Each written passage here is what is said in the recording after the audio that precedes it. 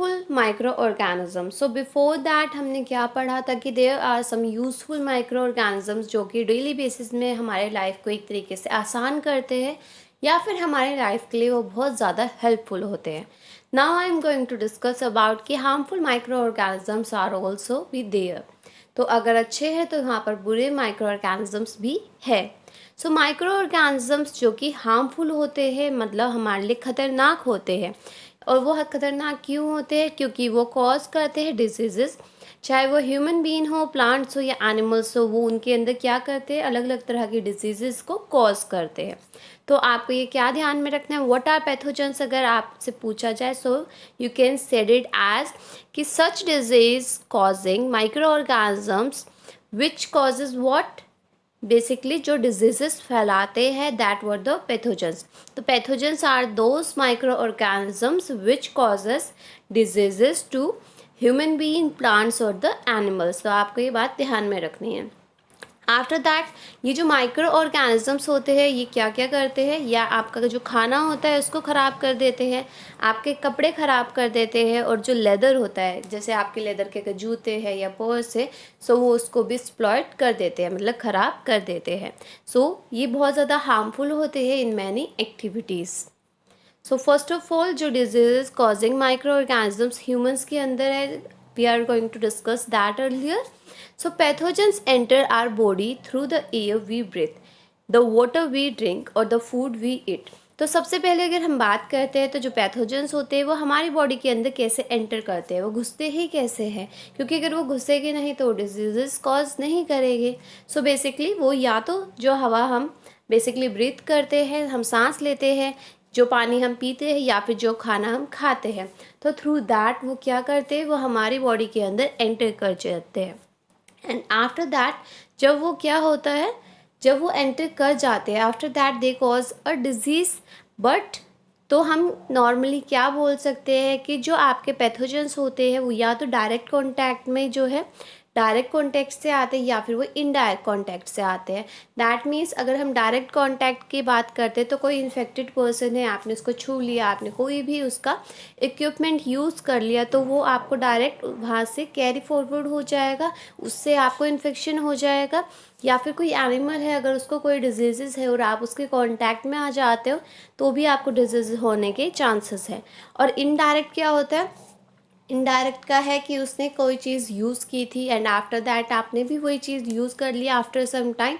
सो मतलब आपने उसको छुआ तो नहीं बट इनडायरेक्ट वो आपके कांटेक्ट में आ गया।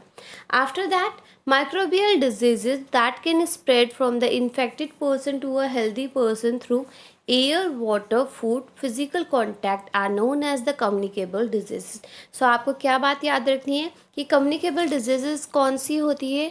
तो communicable diseases are those diseases जो कि spread होती है किसी भी infected person से healthy person पर। इन्फेक्शन जो है वो ट्रांसमिट होता है। कैसे ट्रांसमिट हो सकता है? या तो हवा के द्वारा हो सकता है, वाटर के थ्रू हो सकता है, फूड के थ्रू हो सकता है, या फिर फिजिकल कांटेक्ट मतलब डायरेक्ट कांटेक्ट से भी हो सकता है। So we can said it as कि जो डायरेक्ट कांटेक्ट से एक पर्सन से जो है इन्फेक्शन दूसरे को लग जाए, so that is known as the communicable diseases. तो एग्जाम्पल्स क्या हो सकते हैं इस तरह के डिजीज़ के? दैट इज़ द कॉलेरा हो सकता है, कॉमन कोल्ड जो हमें जुकाम हो जाता है, ये चिकन पॉक्स है, ट्यूबरक्लोसिस है। So these were the basically these were the communicable diseases. सो आपको ये बात याद रखनी है कि माइक्रोबियल डिजीजेज जो कि स्प्रेड होती है from an infected person to a healthy person through air, water, food और the physical contact, that is known as the communicable diseases. और what are the example of that? That is the cholera, common cold, chicken pox and tuberculosis are the examples of the communicable diseases. After that, if we are talking about when a person suffering from a common cold sneezes, fine droplets of the moisture carrying the thousand of virus are spread in the air.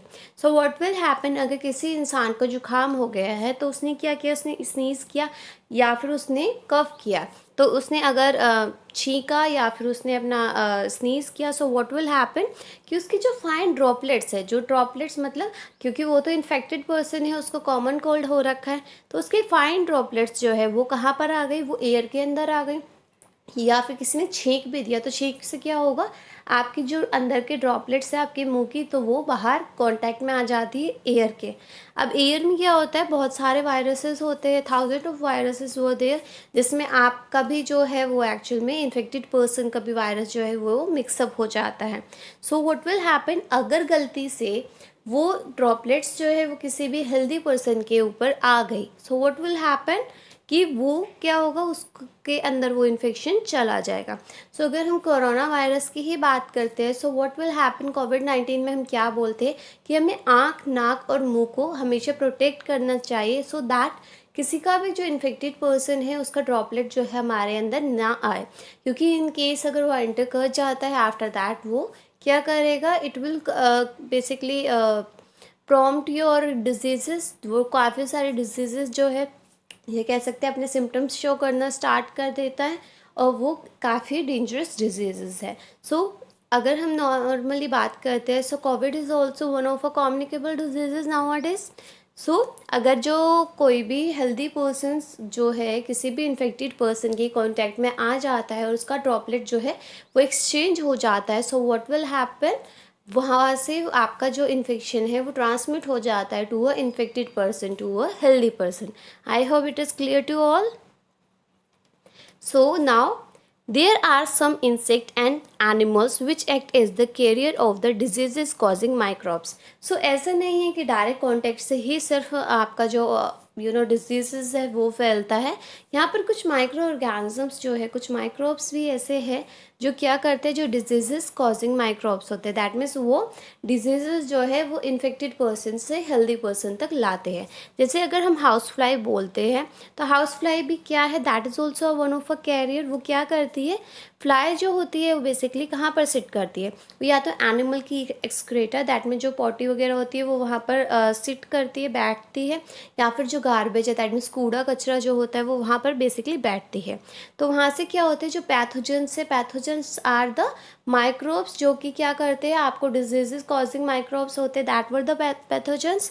तो pathogens जो है वो garbage से या animal एक्सक्रीटर से उस flies के साथ चिपक जाते हैं, they will stick to their body, and after that जब वो फ्लाई क्या करती है, वो आपके घर पर आ जाती है, और आपका अगर कोई भी अनकवर्ड फूड है, कोई भी फूड वहाँ पर रखा हुआ है, तो वो उसके ऊपर बैठ जाती है। सो हेयर व्हाट हैपन कि वो जो पैथोजन कहाँ से लाई थी, जो गार्बेज या एनिमल एक्सक्रीटा से वो पैथोजन लाई थी, वो अल्टीमेटली आपके फूड में ट्रांसफ़र हो गए।